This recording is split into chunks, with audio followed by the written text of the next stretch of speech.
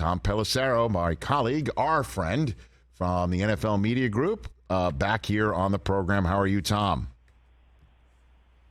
Doing well, Rich. This is so right now, let me just set the scene for you and what goes on in the transaction world. Yes. 22 minutes ago, the claiming period ended for teams to grab guys on waivers. However, the only team that knows who they got at this moment as we're talking is the Bears, because they have the top spot in the waiver priority order. Mm-hmm. You're probably seeing tweets right now of people coming back on practice squads and things like that. That's because the teams who released players or waived players get told by the league office immediately, hey, that guy cleared, you can sign him to your practice squad. If somebody was claimed, they'll know that they were claimed, but not who the claiming team is. So sometime in the next, maybe while we're on the air here, we'll get answers on, I know you want to talk about Bailey Zappi, yes, among other things here, but if you hear the occasional typing in the background, it's just because of something very important that may or may not have come across the wire here. Understood. Nice. I greatly appreciate the stage set. So by the time, I guess, people might be reviewing this conversation, whether it's on our YouTube page or our show collection page, or watching this show back on the Roku channel, which is where our collection page is. So at the risk of dating ourselves for later, what was the Patriots thinking? Like, did they think that we'll just let these guys go? Do they have an eye on somebody else? I mean, what's your best guess? Crystal ball it for me, Tom. Listen, when it's Bill Belichick and the Patriots, you know that there's a reason for everything, and you also know that you will probably never truly know the reason for some things. And I think that the Bailey Zappi cut, as well as Malik Cunningham for that matter, probably fall into that latter category.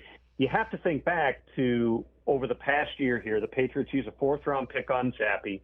Mac Jones, because of a variety of circumstances, struggles last season, gets hurt, suffers an ankle injury. Zappi comes in, plays well, wins his only 2 starts.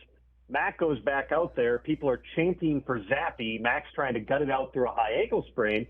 Then through the course of training camp this year, after the hiring of Bill O'Brien and other things that were clearly geared toward, get Mac on track, Bill Belichick never said Mac Jones is the starting quarterback. He was asked many times and demurred. This would be, and I'm not saying this is the reason, Rich, but this would certainly be a very dramatic way to apologize to Mac Jones for everything that's taken place over the last 18 months or so. But without ever announcing who the starting quarterback is, Bill Belichick did an interesting job here of making clear to everyone that Mac Jones is our guy, even though to this point right now he has never actually said Mac Jones is our guy. Oh, but we got to get somebody in there right now to confirm it while he's the only one on the roster. That would be fun. Wouldn't that be a fun press conference moment with Belichick? Wouldn't that be great, Tom? Just still say the word. Say it. I mean, Rich, I don't even know if Bill Belichick were at the podium right now with one quarterback on his roster, if he would say anything other than, yeah, we're working through that. I'm not sure you're getting more than that. It's pretty obvious. Yes. Bill doesn't like doesn't want to answer a dumb question. That would be at this point a fairly dumb question. But listen, you're talking about the greatest coach of all time. He's got a lot of authority in that building to shape things as he wants. Sure. But this is definitely wild. One quarterback, 2 running backs, and I think 11 offensive linemen on his initial 53. Over the next several days here, we'll kind of see exactly where that settles. Let's also be clear. They want Bailey Zappi back. Those are not a lot of guys who were 4th-round picks a year ago and won their only 2 starts sitting out there. And with the return of the 3rd quarterback rule, it would not be totally shocking to see Zappi get claimed. Tom Pelissero here on the Rich Eisen Show. Okay, so what happened over the last several days with Jonathan Taylor, and what culminated yesterday with Jonathan Taylor and the Colts? There was always a team positioned deadline of 4 p.m. Eastern time to come to some type of an arrangement in terms of when they gave him permission to seek a trade, they had to have a cutoff for multiple reasons. One, the Colts would love if the drama ends at some point here, even though they're not just going to do that by giving the guy away. But secondly, they had to make a roster move because he has been on the active, physically unable to perform list throughout the course of training camp. My understanding is nothing got close. The Colts, as we've discussed on this show and elsewhere, want a lot for Jonathan Taylor. Taylor also wants a lot in terms of a new contract, and he is still working his way back from off-season ankle surgery. It was always going to be a difficult deal to do. Being placed now on the reserve PUP list means he can't play the first 4 games. It does not preclude the Colts, his agent Malky Kawa, and other teams from continuing to negotiate here. It's absolutely possible that sometime between now and the trade deadline, which is in 2 months, that Jonathan Taylor ends up getting traded. But they're not close on a deal right now. Jonathan Taylor is still, again, working his way back from that ankle injury. And we'll see how all this plays out, because to this point, nothing's been particularly usual about how everything is taking place. So he really is hurt, is what you're saying? And nobody seemed to believe me when I kept saying that early on in training camp. I mean, he had a significant ankle injury that he battled through last year. Listen, this is a super tough, super mature guy who's been a program player for them and led the league in rushing in 2021. He was never right last season. From the time he suffered the ankle injury, he tried to come back. I remember talking to him the night before the game against Minnesota, and at that point he wanted to keep pushing. He wanted to go for the team. He then tweaked the ankle again in that game, and that was the last time that we saw him. But he had off-season surgery. He went and got treatment for several days, several weeks ago. Because, again, still trying to get over the hump with that ankle. Now, if the situation were different and if he had just been paid, is he out there week 1? I can't sit here and say that he's not. But, at this point, he's not done anything in practice. And for all these guys, really, Rich, who have not participated, whether you're talking about Nick Bosa, Chris Jones, TJ Hawkinson, Christian Wilkins, it does cast doubt on how quickly they're going to be able to be, ramped up to full speed. So, for Taylor here, now he's got 4 weeks. The trade happens tomorrow. A new team gets him for 5-6 weeks in their building, ramp him up physically, and then he's ready to go week 5.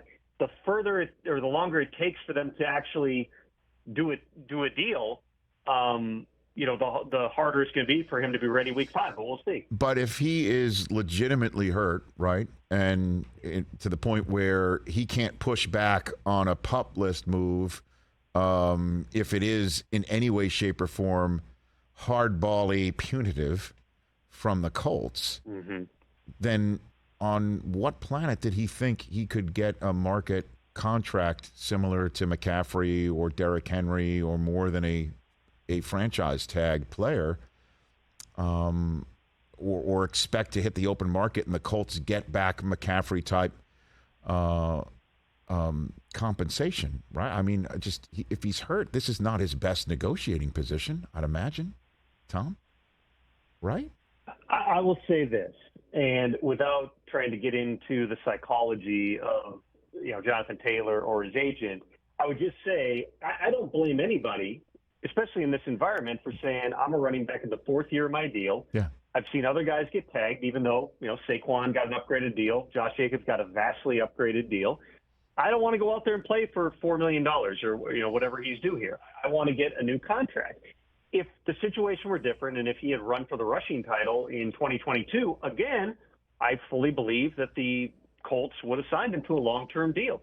Chris Ballard, since he's been the GM, has never used the franchise tag on anyone. They've found ways to get deals done. Right. They signed Darius Leonard, who has the same agent, now Shaq Leonard, who has the same agent as Jonathan Taylor. Now, having said that, you're in a different type of a position right now. And so, it's tricky. There's no question about it. Even the teams that have been involved, whether that is, the Packers, which was reported today, and they had at least cursory conversations here, or the Dolphins, I don't get the sense that anybody's willing to step up with the type of package it would take to get Jonathan Taylor right now. So this is far more complicated than being a free agent. Obviously, the leverage is with the team, and they're going to have to kind of figure out exactly what the path forward is here. And they've kind of, by making this roster move, they bought themselves another 4 weeks. Tom Pelissero of NFL Network, NFL Media Group here on the Rich Eisen Show. You just mentioned a couple of times in our first go-round of chopping up the Jonathan Taylor situation, as we call it in the media world, that it's possible that he gets traded before he comes off of PUP, or he's eligible to come off of the PUP list in week 5. So what team would be monitoring this situation in your mind barring injury, everybody stays healthy for the first 4 weeks of a season at that position. You got Kareem Hunt still out there and Leonard Fournette also still out there. Walk me through how the next month goes for Taylor and the running back market, do you think? Well, I mean, the two teams, again, that we know were involved were the Dolphins and the Packers, but there was no deal that was close as of yesterday. So you would anticipate those two teams are going to be, remain at the top of the list here. But you made the point, injuries can change a lot of different things. And if you're a run-centric team and your lead back goes down, you're quite possibly going to be back in that Jonathan Taylor market. What we still don't know is whether anybody's going to meet the Colts' price in a trade, because now you're also getting 4 fewer games with your new running back that you're giving up the equivalent of a first-round pick for. So this could go a lot of different ways. It could ramp up tomorrow. It could ramp up in a month. It could ramp up October 31st, right before the trade deadline. But if it involves a contract, that's simpler than just doing a trade. And so you would think that those things would have to be in the works prior to that. And I would think that, at some point here in those first 4 weeks of the season, we see some type of action. Whether it leads to a deal, that remains to be seen. Well, I mean, the Packers bringing Jonathan Taylor back to Wisconsin would definitely be an exciting moment for Packers fans, certainly with A.J. Dillon sitting there or an Aaron Jones sitting there. Any idea of what the compensation package was? The best thing that the Colts did get back that you can share with us, Tom? I would just say the Colts want the equivalent of a first-round pick. You can get there with multiple second-round picks. You can get there with a package of picks, which is what the 49ers did. You get there with a player and a pick or a really good player. Nobody was close at this point to the type of compensation that the Colts would want. And, I understand completely Jonathan Taylor and his agent's stance on this. I really do. From the Colts stance, they're saying this is one of our core players. If situation were different, we would be paying him right now, but we're not. So if we are going to give this player up, we want one of your premier players, or we want picks to go get premier players as we kind of rebuild this thing. That's the contract is one thing, and that's hard enough, but getting the trade compensation in line, it all just makes this a difficult environment to get something done. But that's not to say, especially as we move forward here, Rich, too, that expectations might change as the Colts are staring down a situation where at some point, before the trade deadline, because then, at that point, you're talking about your contract potentially tolling, which Taylor, you would not think is going to allow to do because then he's tied to the Colts even longer here. At some point, he's going to show up. At some point, you think the guy's playing football in 2023. Does the price change over time? Does Taylor's price change over time? Those are all unknowns, but, they tried to create a deadline because it was generally spur action yesterday. The action did not materialize, and so we continue to wait. All right, I got more questions on that one. Did Miami and Green Bay, best to your knowledge, hit the number for Jonathan Taylor, and he and his agent were very happy with it and placed it back in Chris Ballard's lap, and he's just like, yeah, the compensation's just not even remotely close, sorry. Did that happen? These are all intertwined, Rich. And again, I would just say this. It's not as if we're done with those teams. Yes. They easily could. I shouldn't say easily because none of this is easy, but they certainly could come back to the table and make another run at it here. As far as I am aware, there is no deal in place on a trade or a contract. Certainly not on a trade. Where the contracts are and how much that's tied into getting the actual trade compensation in place. I'm going to leave that to the clubs and Taylor's agent to sort out. But nothing was close. This wasn't something where it went right down to the deadline yesterday. The Colts have had things in the past where, Carson Wentz got traded at the last moment, a couple of years ago. So there was no point not waiting. But when it boiled down to it, they weren't going to try to activate him. That would have been, a way to play hardball if they wanted to with Jonathan Taylor, which is say, hey, your ankle's not actually hurt. Get on the field or we're going to start finding you. They didn't do that. He's still working his way back. He's still rehabbing. And the Colts are going to keep him on the sidelines. They now roll into the season with Anthony Richardson and, whatever combination of Deion Jackson and Zach Moss, and I'm blanking on the third running back. Evan Hall, on the roster the kid that they out there week one. Evan Hall, the kid they drafted out of Northwestern. Evan Hall. Right. So sorry, Evan Hall. My brain's been popping with 1,000 names. You didn't. Tom, congratulations. You're in Zappy land. Don't worry about it. So obviously any team can still call Chris Ballard at any point in time, but Taylor and his representative are now barred from calling anybody else. They are now in the Phantom Zone pup land right now. Correct? That's the case? can't say definitively that that's the case. Okay. Because the trade demand stands. Yesterday that was the deadline that the Colts had set, but the deadline also passed without something getting done here. And regardless, you always know, Rich, too, that those conversations generally are going to take place behind the scenes even more than they do up front. It's no secret that Jonathan Taylor can be had. It's just going to cost a lot to get him. I understand. Deadlines, obviously, when set by teams, it's not something that's collectively bargained, so this could still hit. And then just, I guess, the last thing here is, was the compensation not worthy enough for the Colts to make a move because Jonathan Taylor is, in fact, not 100%? If he was 100% right now and ready to roll like the Jonathan Taylor we've come to know and adore, and this was just a contractual situation, we removed the health from it, do you think that is what affected the draft compensation coming back to the Colts? I think it's everything together, Rich, but I don't think that the ankle is the biggest factor here. It is the trade compensation. It is the contract. It's the reality that, again, even if Jonathan Taylor went to a new team, I don't know if he would have been ready to roll week one because he hasn't practiced football coming off of ankle surgery. It's just another unknown in this process. So we'll see. We will see where things go here. All right. Last thing. I don't know if okay, two things. I'm sorry. What's your reporting on Lance? How did he wind up with the Cowboys?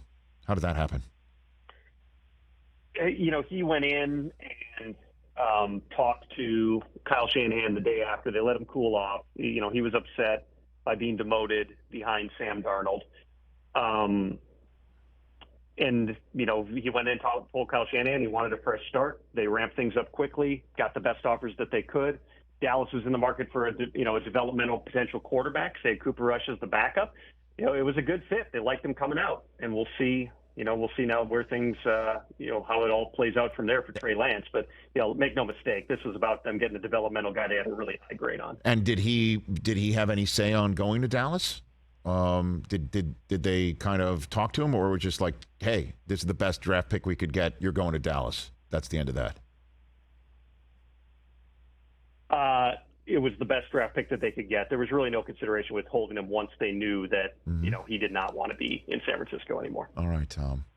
That's it. I know you got your phone blowing up. Thanks for the time. Let's do this again very soon. You be well. Bailey's happy cleared waivers. I'll talk to you soon. There we go. Hey, mazel tov to the Zappies. Thank you, Tom Pelissero, dropping that knowledge going out the door. Catch the Rich Eisen Show every single day on the Roku channel, 12 to 3 Eastern, for free.